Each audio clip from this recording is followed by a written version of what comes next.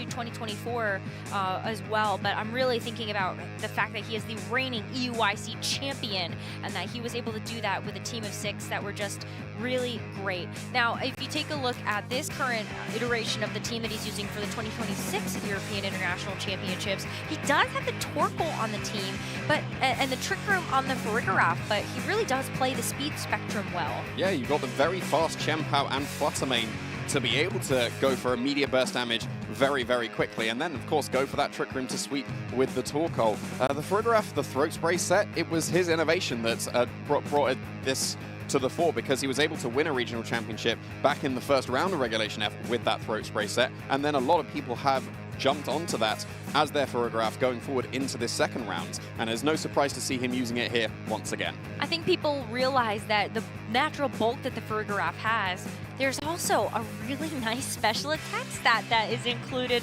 on the build of that Pokemon. And so the Throat Spray definitely helping out after you have used that Hyper Voice to get that additional special attack. Now, for Giovanni Cischke, you talk about the Koraidon, who was really great with Sun. He's actually not going to bring that today. In fact, he's just going to be sticking to a more balance-oriented team. The Raging Bolt, not a surprise, next to something like the Fluttermane. But that's where I feel like when you look at those two Photosynthesis Pokemon, Wolfe might have to be a little bit careful about bringing in that Torkoal, accidentally setting up the Sun for Geo. Yeah, and if you've got the booster energy available on your Fluttermane, it's almost always going to be speed if it is got supported moves, as this Fluttermane does have. So one would assume that the Fluttermane on Giovanni's side is going to be faster than even in the Sun, than the Fluttermane on the opposing side of the field, so that's not going to be able to stop him going for those Thunder Waves, going for those Icy Winds of speed control. But then if you're going for that in the face of the Farigiraf and it flips the script with the Trick Room, then that could be a bit awkward, but then that's exactly what the Taunt is for on the Fluttermane as well. Yeah, and that's where I think the Landorus Incarnate can also kind of come in clutch for Geo, because I'm looking at, if you are thinking that the Farigiraf and the Torkoal may come just to be able to set the Trick Room or try to offset the speed advantage that Geo's Fluttermane is going to bring, then Landorus feels like the perfect answer. The fact that it is able to hit super effective Earth Power, Seer Storms, even just to get some spread damage, that might be a good Pokemon in this matchup. Oh yeah, it definitely could be. It's going to be able to threaten knockouts on a lot of Pokemon on Wolfe's side of the field, because, for example, there's the Clear Amulet on the Chien-Pao, not the Focus Sash, so depending on how it's trained, the Landorus could be able to one-shot that. It will definitely knock out a Torkoal in one shot. It may not be able to get the Ogerpon, given that it's gone for the more defensive Terra Steel rather than the potentially more offensive Terra Poison to be able to get an extra damage boost on top of your Sludge Bombs. So we'll have to see if that is going to be a crucial Pokemon for Giovanni here. I wouldn't be surprised at all to see the Fluttermane, because if Wolfe's going with the fast mode, you can go for the Thunder Wave spam, and if he goes for the Farigiraf, you can stop that with the Taunt. Well, here we go. Our Swiss round number 10 between Giovanni Cischke, a reigning world champion, and Wolfe Glick, the reigning EUIC champion, as well as the world champion in 2016. Both of our players are on a 7-2 record. If they lose here, they are likely out of contention to make it to the top cut of this tournament. There are a lot of stakes on the line as we enter into this game 1. Yeah, so, of course, the first turn is going to be crucial. We've got both Fluttermanes on the field immediately, but only the Fluttermane on Giovanni's side of the field did get that speed boost from the booster energy, and that means that you can go for an Icy Wind and definitely put the Ogerpon slower than the Landorus, opening it up to a Sludge Bomb KO. You can go for a Thunder Wave instead if you're expecting this Ogerpon to go for a Spiky Shield potentially, or if the Ogerpon's going to be going for its Terrestrialization immediately, it would be able to survive this turn guaranteed, because it will be able to get rid of the weakness to the Sludge Bomb and just be able to go on the offensive with an Ivy Cudgel. And then, depending on how the Fluttermane is trained, it might be able to be knocked out in one shot. However, we've been seeing the very supportive Fluttermanes being run incredibly defensive and can actually survive that attack. Well, it is going to be a terrestrialization at the bare minimum from this Landorus on Geo's side. So no Terra Poison, as you mentioned. It's going to be the Terra Steel for that extra bit of defense. And Wolfe decides to play a little bit safe with this Ogerpon. The Spiky Shield going to keep the Ogerpon safe for now, but the Fluttermane from Geo is ready to start taking names. The Icy Wind comes out, connects with Wolfe's Fluttermane, and is going to drop its speed just ever so slightly. But where does the speed fall now, as the Landorus is able to outpace thanks to that Icy Wind speed drop? It will move first before that Fluttermane actually brings it quite low, as a Seer Storm is going to connect on that, but the Shadow Ball response with the Choice Specs right into that Fluttermane from Geo is going to take it out in one hit. Yeah, very nicely done from Wolfe there. Able to take care of all of the support available on Giovanni's side in that Fluttermane on that turn 1. and the terrestrialization has already been used and was not necessary on that turn. The Ogerpon did not go on the offensive with its Ivy Cudgel, and the Fluttermane did not lock into a Fairy move instead, so the Shadow Ball's still going to be doing exactly the same amount of damage into that Landorus. You also didn't get the Icy Wind into the Ogerpon, so now it's going to come down to the training of both the Landorus and the Ogerpon of which one will move first. Ogerpon is naturally faster, but if you want to prioritize extra bulk for when you're going for those follow me's to get that survival, then you might be underspin the Landorus. So that's going to be very, very crucial here. Of course, whatever's going to be coming in on Giovanni's side of the field could help support with that, because the Fluttermane did get Icy Winded. It will be slower than this Landorus, and could easily be slower, and it will definitely be slower than, I will now say, as we see the Ogerpon Wellspring joining the field before Giovanni, definitely slower than that as well.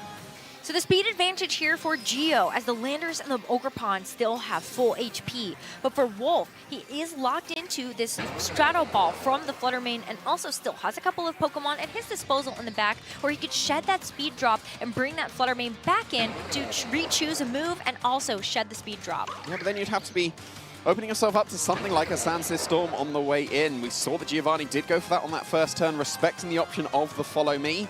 And if you go for Sandstorm Storm again, that would ignore it. But of course, there is that shaky accuracy that you do need to contend with. So do you go for the consistency of the Sludge Bomb or the Earth Power?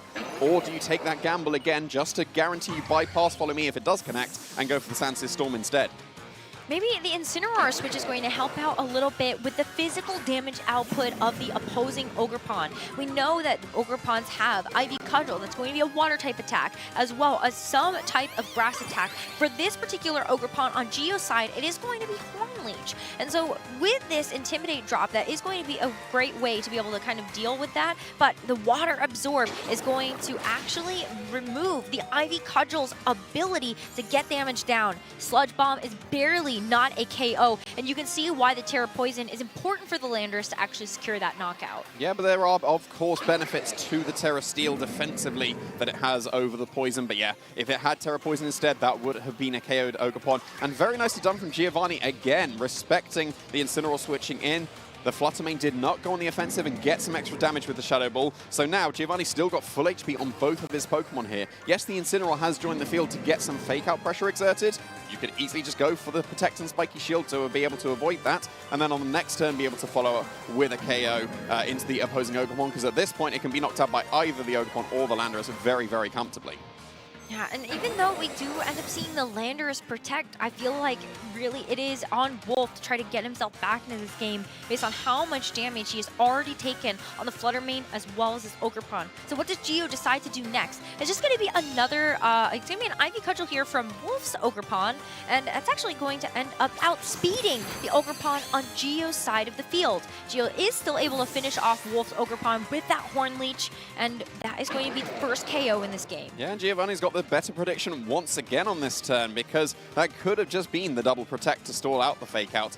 But protecting one Pokemon in the face of fake out is always incredibly brave, because if there is a double up into the Pokemon that got faked out and you didn't protect, then that goes horribly wrong. But if you double up into the Pokemon that did protect, that goes incredibly right for you, as we've just seen. The Ogerpon was felled completely to that Horn Leech, and the Ogerpon got away with it. It didn't take any damage for its troubles. Now the Fluttermane, as we mentioned, it got rid of the speed drop. It can come back in and threaten a lot of damage once again, while still, we would assume, outspeeding both of these Pokemon. But instead, we've got the Chien-Pao. Again, should outspeed both of these Pokemon here. But it's got access to the Clear Amulet instead of the Focus Sash. And we know that Landorus is an incredibly strong Pokemon, so depending on how this Chien-Pao is trained, it might be in range of that Earth Power, and so would Incineroar be. It might be forced into its terrestrialization here, as it's got the Terra Flying to keep it completely immune from those ground-type attacks. Terra Flying is a more unique Terra type that we have seen on Incineroar, but usually it is some sort of defensive Terra, whether it's Ghost to be able to help protect this Incineroar from being faked out, or maybe it's even Grass to help you get around those pesky Amoonguss. But I think Terra Flying in this particular situation would give you a double into that Landorus. You make sure that your Incineroar can stick around. Your Chien-Pao could even get like a Sacred Sword, but at the very minimum, you can get double damage down. Yeah, you would be able to. You'd have to double up with a Sludge Bomb and an Ivy Cudgel, because that Incineroar did commit its Terra Flying here. And I don't know if that's going to be enough to KO the Incineroar if that is the case, because you'd have the Sword of Ruin helping the Ivy Cudgel at least, so it'd be pretty close if it is actually able to pick up the KO, if that is what Giovanni went for. But Wolfe right now is going to keep this Chien-Pao on the field. Doesn't want to risk this when you know that the follow me from the Ogerpon is still around. Also with the Qianpao, with the moves that it has, Icicle Crash can miss, but this was a great call here from Wolfe to get this prediction right and make sure that this Incineroar could actually go ahead and do some damage. That follow me perfect to be able to keep this Landorus from picking that super effective attack. Yeah, so a much better turn for Wolfe coming out on this turn. No damage taken apart from your little bit of Flare Blitz recoil, and you put that Ogerpon into range of the Icicle Crash that the Qianpao can go for. So now you've got to be wary of the fact that you can get KO'd on the Ogerpon with the Icicle Crash, and then the Incineroar, now it's gone for its Terra Flying. Yes, Sludge Bomb would do some reasonable damage, but it wouldn't KO at all. And that means you're opening yourself up to a double KO here. It could be Icicle Crash KO the Ogerpon, take the Sludge Bomb, or maybe the Earth Power on the Qianpao, but then Flare Blitz would then KO the Landorus. But actually, that's not the option that Wolfe is going for here. The Qianpao is not going on the offensive, it's switching into the Flutter Mane instead. Yeah, I think it's just, you know that the Qianpao is going to be important later on in the game. Maybe it's not so bad to try to sacrifice the Flutter Mane or see if you can actually get away with switching it back in.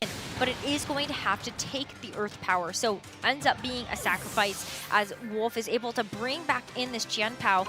And I think part of it too is that you're reducing the sort of Ruin. Oh, but actually I think he needed it. He definitely needed that. The Sword of Ruin to be able to pick up the KO onto the Landorus, so he just barely misses it. Wow, I was not expecting that. That must be quite a bulky Landorus to be able to survive that attack. That's incredibly impressive. Yeah, I was thinking that like the Sword of Ruin, you take it away so that your Incineroar may be a bit safer from the Ogerpon's Ivy Cudgel, right? Yeah. But then that backfires. Yeah, it did. And now, well, you've got the same situation. You can go for Follow Me. Yes, you'd lose the Ogerpon to an Icicle Crash, but then you can still follow up with the Earth Power into the Qianpao. So now we do have the Mind Game once again, because Spiky Shield is an option on the Ogerpon, and Protect is available on the Qianpao once again. So do you protect the Qianpao as you then Flare Blitz KO the Ogerpon to take away the Follow Me, or do you go on the offensive expecting Giovanni to expect the Protect on the Qianpao and instead would double up with a Sludge Bomb and an Ivy Cudgel into the Incineroar? So I think those would be the two options here, and we'll have to see who's going to get the better end of the prediction. It's going to be Follow Me here, no Protects.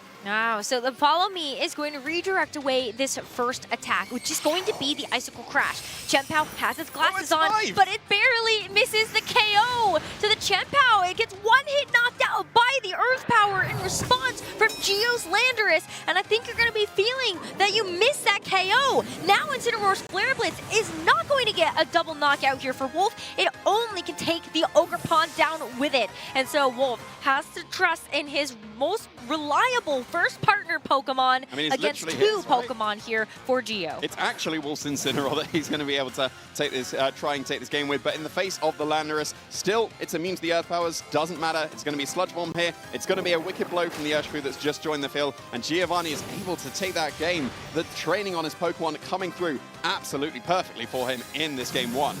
Yeah, wow. I mean, I don't know how many people would have expected that the Landorus would actually be able to hang on there through that Flare Blitz, but it worked out great for Geo, and I think gave a lot of information to both of them for moving forward into that game too. But what a round of predictions we saw turn after turn after turn in that game one. Yeah, we definitely had both trainers getting good predictions, but Giovanni definitely got more of them. That was very, very impressively done in the first few turns. Yes, the Flutter Mane did drop immediately to that Shadow Ball, but then that opened up the Ogerpon and the Landorus to be able to get prediction after prediction correct. Wolfe did get one back with the Protect on the Qianpao and getting the extra damage into the Ogerpon.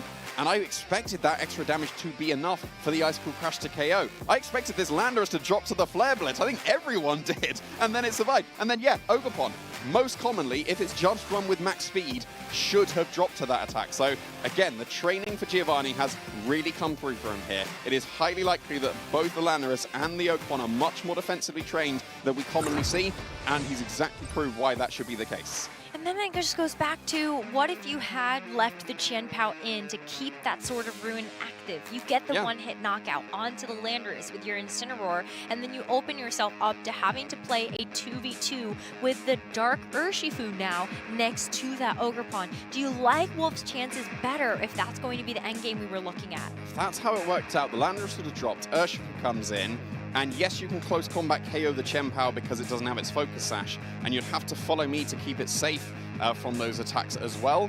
But then you get the Flare Blitz into the Urshifu, and then you can follow up with the Moonblast or the Dazzling Gleam. Yes, you get Sucker Punch, but then two Flare Blitz should be able to do it, because one of them would have likely been helped by the Sword of Ruins. So, yeah, I think having the Sword of Ruin on the field would have for sure helped out Wolfe in that situation. And whether he's going to stick with the same strategy, or if he does have the option to mix it up and go for the Trick Room strategy instead, well, the Raging Bolt didn't come to the game for Giovanni, which opens up the Torkoal a little bit more, because the Raging Bolt with an Assault Vest really helps it out. If that doesn't come, Torkoal could potentially sweep.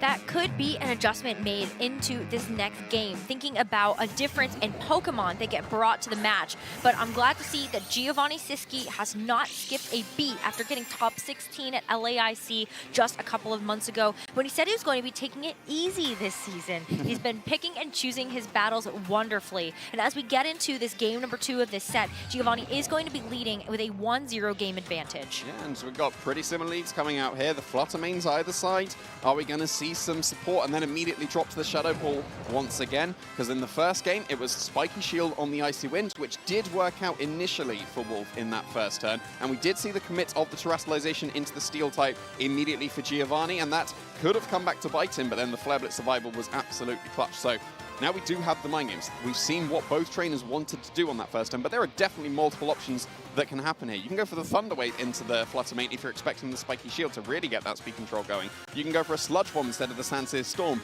to get extra damage into the Ogerpon, because based on the damage it did, maybe an Icy Wind would allow that to be able to pick up the KO. But we are seeing somewhat a repeat initially. That is once again a Terra Steel immediately for the Landorus. So maybe that just says that Gio is confident that Landorus is the right Pokemon to Terra in this matchup, especially given what Wolfe ended up bringing in the back.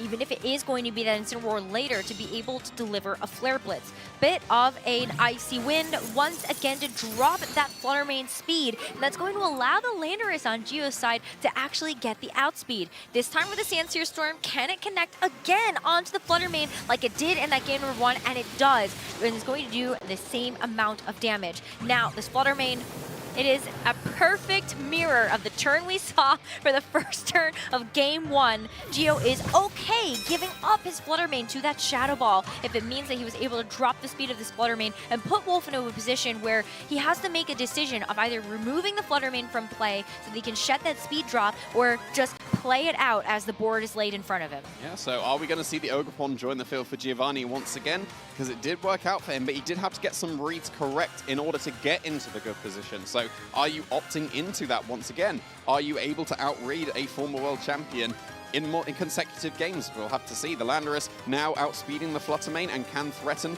the knockout with the Sandsear Storm as we saw before. But of course it can be still the Sludge Bomb into the Ogerpon. Do you see the Terrestrialization on the Ogerpon to be able to stop that? Because in the face of the Ogerpon that joined the field last time and might join the field for Giovanni once again, he's definitely thinking about the potential mix-up, and it decides exactly the same thing. Here is the Ogerpon. So, last game, we saw Ivy Cudgel go into the Landorus, but it was just follow me and a switch out with the Flutter Mane, and Wolfe didn't gain any ground on that turn. It could be an option to go on the offensive with the Flutter Mane, just stay in and try and get the Shadow Ball off, but that's incredibly risky if the Landorus does target the Flutter Mane, or just goes for Sandsear Storm to avoid any potential follow me that could still come out. It's exactly the same scenario as we had before, but this time we've got the extra level of mind game of, well, this is what I did in the previous game. Am I going to do the same thing, or am I going to go for the mix-up? Yeah, sometimes it is conditioning. If you expect to see the same turn play out, maybe that's where you can try to find the competitive edge by doing something unexpected. But as we enter into this turn, you can just see how much thought is going into making sure you are making the right choice. And it does look like it's going to pay off for Wolfe, at least for the Ogerpon. But unfortunately, the Flutter Mane is still going to be able to get a chance to move. But with this trade of blows, Wolfe has to lose his Ogerpon in the process to allow this Flutter Mane to actually get any damage down. So with a big Shadow Ball that it's going to be locked into, it targets down the Ogerpon on Gio's side, and in fact is able to get the knockout. A critical hit? We're going to have to go to the calculations for that one, but it is going to be a trade of Ogerpons across the board. I would suspect that did end up being necessary to pick up the K on the Ogerpon. given it was able to survive the Icicle Crash and the Chien-Pao, that implies it is incredibly bulky. And Shadow Ball is definitely not as strong as Moonblast can be. We're probably used to the Moonblast count, and that should have picked up the knockout in the Ogerpon. Oh, but Shadow Ball, I think, would have probably fallen short, but there was the critical hit to be able to get that KO. At least you've got the Urshifu on the field, and both Pokemon are still outspeeding the Fluttermane, but with the Incineroar helping support, you can go for a fake out into either Pokemon here. But I guess, well, you can't really go for a fake out, given that if you fake out one of them, the other one will respond with the KO into the Fluttermane because it's got that speed drop. And that means it has to switch out to be able to mitigate that. Well, I do like the adjustment that we see here from Wolfe in the back. When you think about the fact that this Urshifu, in one way it can get a speed advantage is by going for priority moves like the Sucker Punch. A way that you can negate that is with an Armor Tail from a Farigiraf. But that is not going to hit the field, and it is not going to see any switches because we do have a Terrestrialization on board first, and that's going to be the Terraflying again for the Incineroar. We believe in this Pokemon, and we know that Wolfe does too. Yeah, and we're going to see if it's going to be able to get off and attack this turn, because well, it definitely will. The Landorus is going for the Protect here. Oh, it's just a double Protect, so that's just in the fake. It gets two things done there. It stalls out the potential of the Fake Out from the Incineroar, and it burns the Terrestrialization, or at least you get to see what has happened with the Terrestrialization. And actually, it does a third thing. It doesn't allow the switch in for whatever was waiting in the back. We did see the sneak peek of the Farigiraf, because what I think Wolfe was expecting there is that Fluttermane will be KO'd by one of the Pokemon, and then Incineroar's going to take some damage, get a parting shot out, reset Fake Out, and then be able to go for Fake Out into Urshifu and Trick Room, and Farigiraf will not be stopped by getting that Trick Room. But now that didn't happen. The double Protect didn't allow that switch into the Farigiraf. Trick Room is still not an option. That Fluttermane is completely exposed now because it's still got the Icy Wind from that first turn, and now you can knock that one out and then get the extra damage into the Incineroar once again. We might still just be seeing the parting shot and try and get that same position as Wolfe was going for, but now you definitely will be losing your Fluttermane if it does stay in. Yeah, you probably won't see the Pokemon on Geo's side attempt to go for a double Protect. Geo knows that he does have that speed advantage, and so the Fluttermane is going to lose that last remaining bit of HP and bring Wolfe down to his final two Pokemon in this game. These two Pokemon need to be the way that Wolfe keeps his tournament dreams alive as the Wicked Blow lands its mark into the Incineroar. Now, we do get the pivot, so Parting Shot is going to drop the special attack of this Landorus and provide Incineroar the ability to switch out. That's going to reveal Wolfe's final Pokemon, and with the other knockout on the side, you get to refresh the Intimidate, drop the attack stat of this Urshifu again on the close combats, and then you also have the Fake Out option available. Yeah, and if you go for Fake Out into the Urshifu, you would be breaking the Focus Sash. And I don't know if then a Hyper Voice would be able to follow up with a KO. It's definitely the strategy that Wolfe is going for here is go for that Trick Room, supported by that Fake Out. I guess the only mind game here is, do you protect the Urshifu and just to preserve the Focus Sash and get some extra damage to the Landorus? Well, if that's the case, the correct play is Fake Out the Landorus expecting that. And like, surely you want to preserve your Focus Sash, right? But then, the Landorus should never protect it. The Landorus should go on the offensive, and it's just down to Giovanni. Is Wolfe going to try and call, well, it's an obvious protect to preserve the Sash, I'll Fake Out the Landorus to stop damage, or is the Urshifu actually going to be able to go on the offensive? Because if that is the case, it might be able to knock out this Farigiraf because it can't Terror anymore. All eyes on this Urshifu and whether or not Geo does decide to protect it, but he doesn't. And so that's going to be the Urshifu losing its Focus Sash. And the Sludge Bomb, not enough to actually pick up the KO on the Incineroar. That Parting Shot really coming in clutch to drop that special attack. Now Farigiraf gets away with this Trick Room for free. Yeah, absolutely did.